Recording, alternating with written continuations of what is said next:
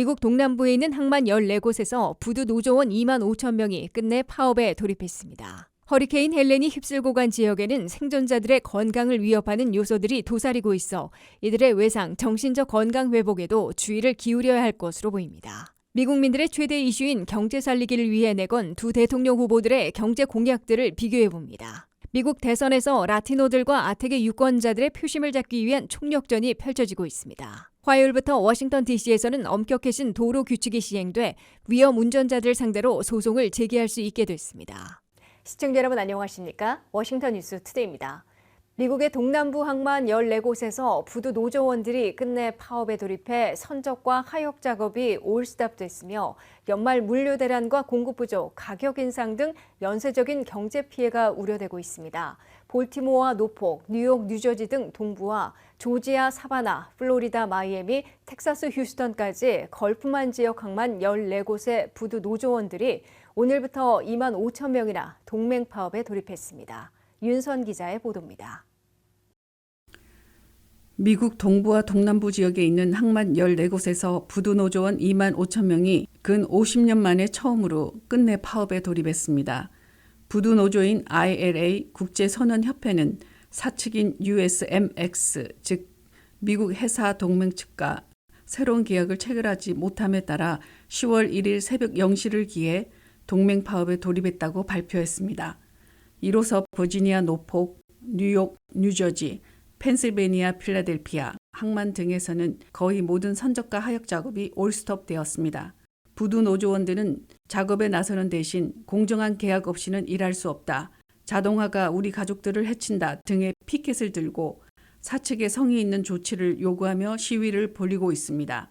동부와 동남부 부두 노조원들은 시급이 서부의 $55에 비해 $39로 너무 큰 차이가 난다며 임금을 인상해주고 자동화로 지나친 인력 감축을 자제하는 등 일자리 보호 대책을 마련해달라고 요구하고 있습니다. 동맹 파업에 돌입한 항만들 14곳에는 메릴랜드 볼티모어, 버지니아 노폭, 뉴욕과 뉴저지, 펜실베니아 필라델피아, 델라웨어 웰밍턴, 보스턴 등 한인들이 많이 살고 있는 지역들이 모두 포함되어 있습니다.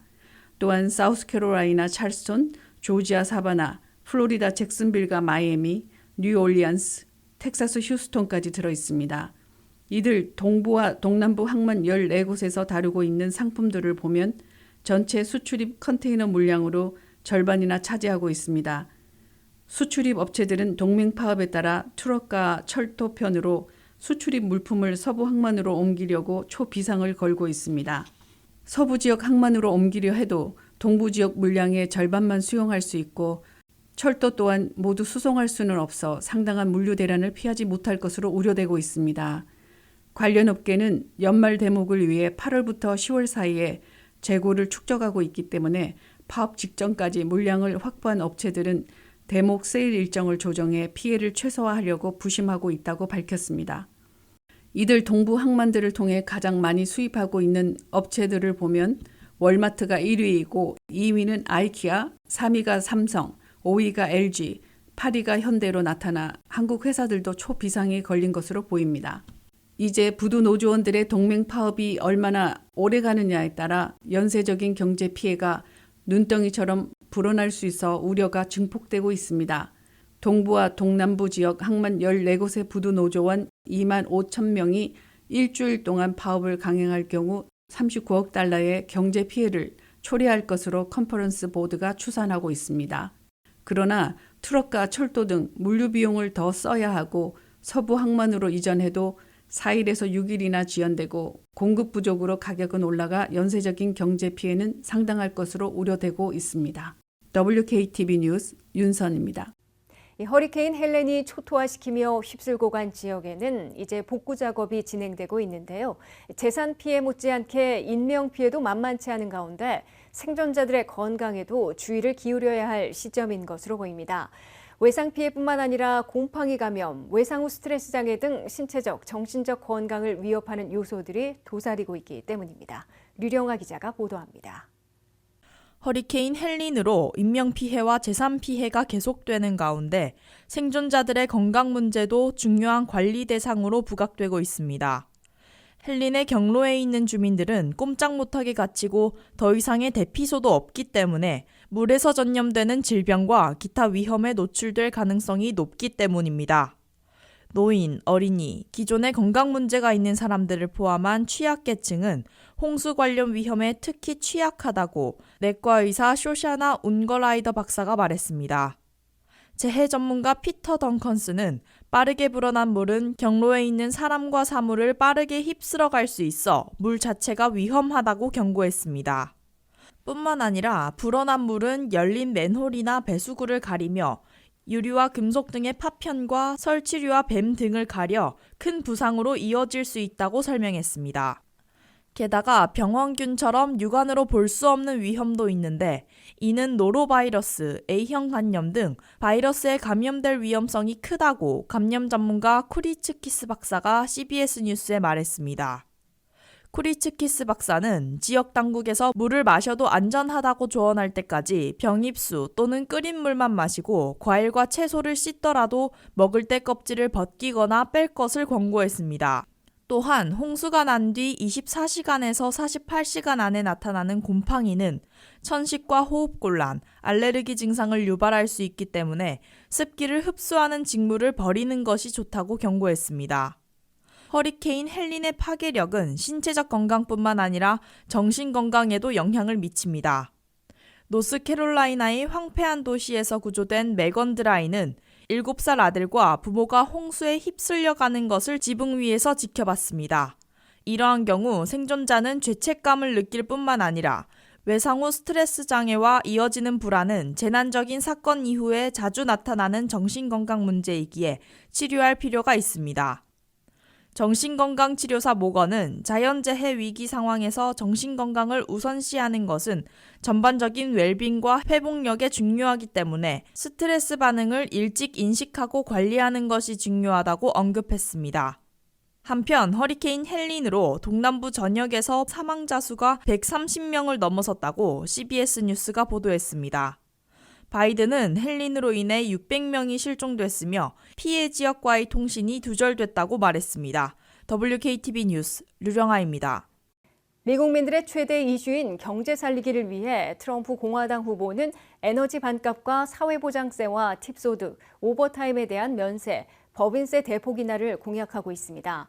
이에 맞춰 해리스 민주당 후보는 생활비 낮추기를 위해 식료품 폭리 금지, 신생아 첫 해 $6,000 세제 혜택, 첫집 다운페이 지원, 중소업체 창업 비용 공제 10배 등을 내걸고 맞대결하고 있습니다. 한면태 기자가 두 대통령 후보들의 경제 공약을 비교해봤습니다. 5주 남은 2024 백악관왕 레이스에서는 무엇보다 누가 가계와 사업체, 나라 경제를 살릴 후보인지 신뢰를 얻느냐에 따라 백악관 주인이 판가름 날 것으로 보입니다. 첫째, 물가 잡기에서 도널드 트럼프 공화당 후보는 취임하자마자 모든 연방부처에서 물가 잡기 총력전을 펴도록 지시하고 미국의 셰일 석유와 가스를 더 많이 시추해 1년 내지 1년 반 만에 에너지 가격을 반값으로 만들겠다고 공약하고 있습니다. Grocery prices have skyrocketed. How can a family afford that? The ambitious goal of slashing energy and electricity prices by half, at least half. We intend to slash prices by half within 12 months, at a maximum 18 months. 이에 맞서 카말라 해리스 민주당 후보는 식료품 가격뿐만 아니라 주거비, 보육비, 의료비, 처방약값 등 실생활비를 동시에 낮추겠다는 취임 100일 우선 추진 과제를 공약으로 내걸고 있습니다. That's on the minds of many Americans as they pay their bills at the kitchen table or walk the aisles of a grocery store. And that is lowering the cost of living. 해리스 후보는 이를 위해 식료품 폭리를 연방 차원에서 처음으로 금지시키고 주거비 지원을 위해 첫집 마련에 $25,000를 다운페이먼트로 지원하며 4년간 저가로 판매와 렌트하는 공공주택 300만 호를 공급하겠다고 밝혔습니다. 둘째, 세금 정책에서는 엇비슷한 부분도 있지만은 사실상 상반된 공약으로 맞대결하고 있습니다. 감세를 최대 무기로 내세우고 있는 트럼프 후보는 내년 말 만료되는 2017년 자신의 감세 조치를 재연장하는 것은 물론이고 새로 팁 소득에 이어 사회보장세, 오버타임에 대해서는 세금을 없애겠다고 공약했습니다. There will be no tax on Social Security. We're going to stop it. And we will have no tax on tips. I said that was my plan. We will end all taxes on overtime. You know what that means? 미국 제조업 부흥을 위해서 미국산을 만드는 기업에 대해서는 법인세를 현행 21%에서 15%로 더 낮추겠다고 트럼프 후보는 제시했습니다. 이에 해리스 후보는 연소득 40만 달러 이하에 대해서는 단 한 푼도 세금을 올리지 않겠다며 2017년 트럼프 감세 조치의 대부분을 재연장해 미국 납세자 1억 명에게 감세 혜택을 제공하겠다고 약속했습니다. 팁 소득에 대한 면세는 트럼프와 같이 노텍스를 제시했습니다. 대신 CTC, 즉 부양자녀 세제 혜택은 팬데믹 특별 조치를 복원해 5세까지는 3,600달러, 6세에서 17세까지는 3,000달러를 제공하되 서로의 신생아 첫 해에는 6,000달러까지 지급하겠다고 해리스 후보는 공약했습니다. So as president, I'll not only restore that tax cut, but expand it. We will provide $6,000 in tax relief to families during the first year of a child's life. 셋째, 감세 조치와 복지 확충 예산에 필요한 막대한 재원을 마련하기 위해 트럼프 후보는 모든 수입품의 10 내지 20%, 중국산에는 60%까지 관세를 물리는 관세 카드를 제시했습니다. You know, for years they knocked the word tariff properly used is a beautiful word. One of the most beautiful words I've ever heard. It's music to my ears. 이에 해리스 후보는 미국의 통상 경제이익이 침해될 때에는 강력한 조치를 취할 것이지만 일괄 관세 부과는 결국 미국민 소비자들에게 가격 인상, 물가 인상으로 전가된다며 비판하고 있습니다. 반면에 해리스 후보는 재원을 마련하기 위해 법인세를 현행 21%에서 28%로 올리고 장기 자본이득세도 20%에서 28%로 인상하되 바이든 제안인 39.6%보다는 낮춰 공약하고 있습니다. 누가 경제를 살릴 것으로 믿느냐는 물음에 유권자들은 트럼프 후보의 손을 들어주고 있으나 역시 바이든 때와의 20포인트 이상 격차가 해리스와는 8 내지 9포인트 차이로 좁혀져 있습니다. WKTV 뉴스 한면택입니다. 3,620만 명의 유권자로 소수계 중에 최대 규모인 라티노들과 1,500만 명으로 가장 빠르게 늘어나고 있는 아텍의 유권자들의 표심을 잡기 위해 두 후보 진영에서 총력전이 펼쳐지고 있습니다.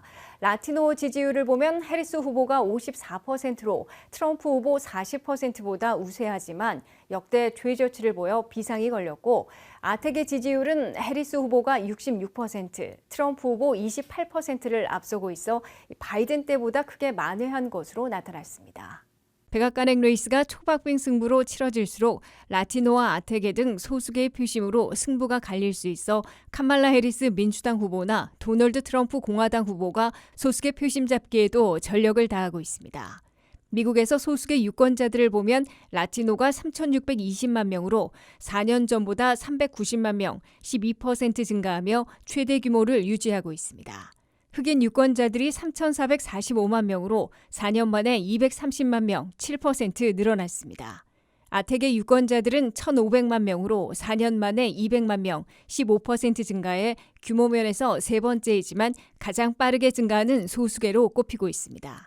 아텍의 유권자 단체인 AAPI 보트가 조사한 9월 말 지지율을 보면 해리스 후보가 66%, 트럼프 후보가 28%로 큰 격차를 보이고 있습니다. 바이든 대통령이 후보일 때에는 15% 차이로 추격당했으나 해리스 후보는 이를 다시 38%포인트 차로 벌려놓은 것으로 나타났습니다. 두 후보가 더 공을 들이고 있는 라티노 지지율을 보면 NBC 방송 조사에서 9월 말 현재 해리스 54%, 트럼프 40%로 나타났습니다.